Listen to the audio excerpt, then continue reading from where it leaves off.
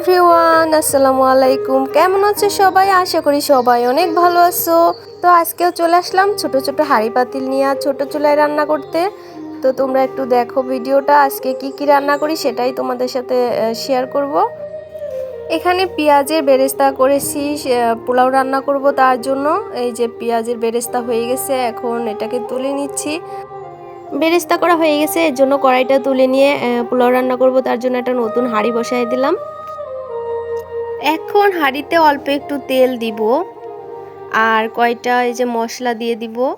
এখানে আমি দিচ্ছি এলাচ, তারপরে লবঙ্গ আর এই যে এখানে দারচিনি, এগুলা দিয়ে একটু নাড়াচাড়া করে এখন পেঁয়াজ দিয়ে দেব। পেঁয়াজটা একটু ভাজা ভাজা করে তারপরে চালটা আমি ধুয়ে আগে থেকেই রেখে দিয়েছি, এখন এই যে চালটা দিয়ে দিলাম পোলাওয়ের। এখন এগুলাকে একটু নাড়াচাড়া করে ভেজে নিব।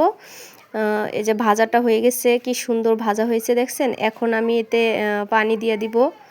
ও না, তার আগে একটু লবণ দিতে মনে ছিল না, একটু লবণ দিয়ে দেই।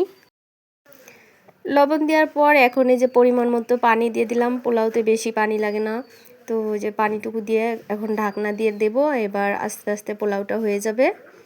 তো এই দেখো আমার ছোট রান্নাঘরটা আমি কত সুন্দর করে সাজাইছি, আমার মন মতো আমি চেষ্টা করেছি সুন্দর করে সাজানোর। জানি না কতটুকু সুন্দর হয়েছে, তোমরা একটু কমেন্ট করে বলবা। শুধু আমার কাছে ভালো লাগলে তো হবে না, তোমাদের কাছেও তো ভালো লাগতে হবে, তাই না?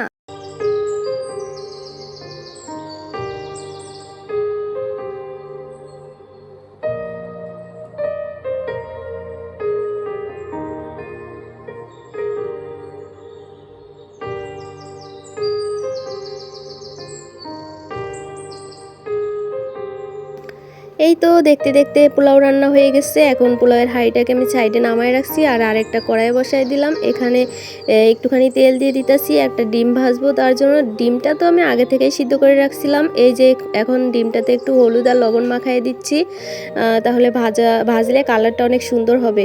তো আমার আশা মানে অন্যান্য সময় কোয়েল পাখির ডিম ঘরে থাকে অ্যাভেলেবেল, আজকে নাই। এটা হচ্ছে হাঁসের ডিম, একটু ডিমটা বড় হয়ে গেছে। ছোট ডিম হলে দেখতে একটু সুন্দর হতো। যেহেতু ছোট ডিম নাই তো আর কি করার আছে, একটা হাঁসের ডিম মানে হাঁসের ডিম ছিল তার জন্য হাঁসের ডিমটাই ভাজলাম। আর এইখানে হচ্ছে চিংড়ি মাছই তো বড়, হ্যাঁ দেখছেন।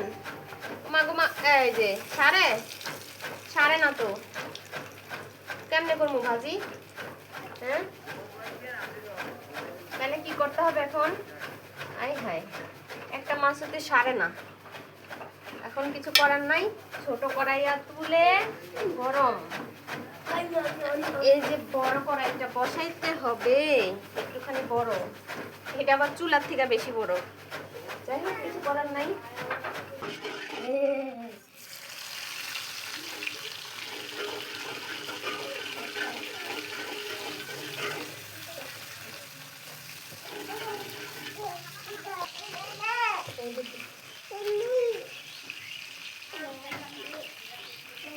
লাগবে একটু তেল দিলেই।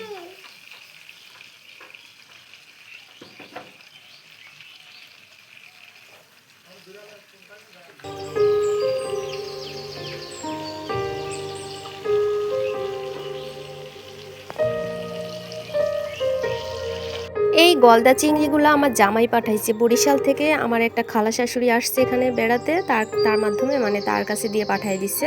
আমার অ্যালার্জি আছে তার জন্য আমি চিংড়ি মাছ খাই না, কিন্তু এই যে আমার মেয়ে খাবে চিংড়ি মাছগুলো, তার জন্য ফ্রিজে রেখে দিছি। প্রত্যেকদিন একটা দুইটা করে করে ভেজে দেই ওকে। তো আজকের যে রান্নাগুলো সবগুলো আইটেম আমার মেয়ের জন্যই ছিল, এর জন্য অল্প অল্প রান্না করছি আর কি। আর একটা হাঁসের ডিম আমার মেয়ে খাবে শুধু, তার জন্য। তো আজকের ভিডিওটা কেমন হয়েছে সবাই একটু কমেন্ট করে বলবেন প্লিজ। আর কে কোথা থেকে ভিডিওটা দেখছেন অবশ্যই বলবেন। সবাই ভালো থাকবেন, আর পরবর্তীতে এরকম ভিডিও দেখতে চাইলে আমার চ্যানেলটা সাবস্ক্রাইব করে বেল আইকন অন করে রাখবেন। সবাই সুস্থ থাকবেন, ভালো থাকবেন। আল্লাহ হাফেজ, টাটা।